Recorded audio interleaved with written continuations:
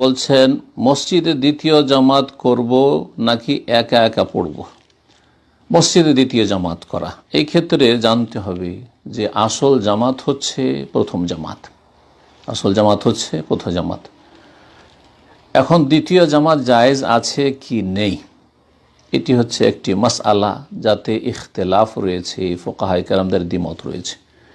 তিনজন ইমাম, চারজনের মধ্যে ইমাম শাফিঈ, মালিক এবং ইমাম আবু হানিফা রাহিমাহুমুল্লাহ, তারা বলছেন যে যেই মসজিদের ইমাম নিযুক্ত রয়েছে, মুয়াজ্জিন নিযুক্ত রয়েছে এবং সেখানে মুসাফিরদের যাতায়াত বেশি সেখানে নেই, মানে মুসাফিরদের রাস্তায় সেটা পড়ে না, শহরের যেসব মসজিদ রয়েছে, মহল্লার বা গ্রামের মসজিদ রয়েছে, সেখানে দ্বিতীয় জামাত করা যাবে না।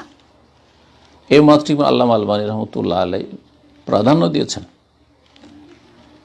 দ্বিতীয় মত হচ্ছে যে মসজিদে প্রয়োজনে দ্বিতীয় তৃতীয় জামাত করা যাবে, এটি ইমাম আহমদ রাহিমাহুল্লাহর প্রসিদ্ধ মত এবং সৌদি আরব সমস্ত উলামায়ে কেরামরা প্রায় এই মতটিকে প্রাধান্য দিচ্ছেন যে দ্বিতীয় জামাত করা মুস্তাহাব, ভালো। দ্বিতীয় জামাত করা ওয়াজিব বলছেন না, দ্বিতীয় জামাত করা মুস্তাহাব বা ভালো।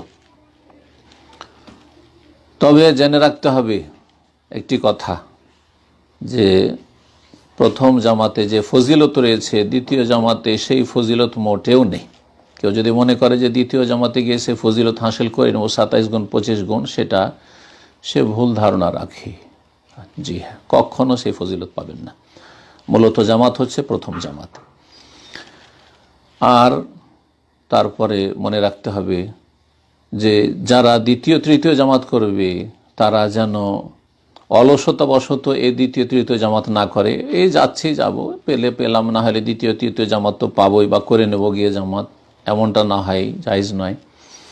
এইরকমই যেন না ইমামের সাথে আমাদের দ্বন্দ্ব আছে বা এই ইমামকে আমরা পছন্দ করি না, সেই জন্য সে ইমামের পিছনে সালাত পড়বো না, তাই আমরা পরে গিয়ে দ্বিতীয় তৃতীয় জামাত করবো, এমনটাও যেন না হয়। এই বিষয়গুলি সামনে রাখার পরে সংক্ষেপে বলছি যে ইনশাআল্লাহ তাআলা আমরা সেই মতটিকে প্রাধান্য দিচ্ছি যে মসজিদে দ্বিতীয় তৃতীয় জামাত প্রয়োজনে করা যেতে পারে। আল্লাহ তাআলা আলাম।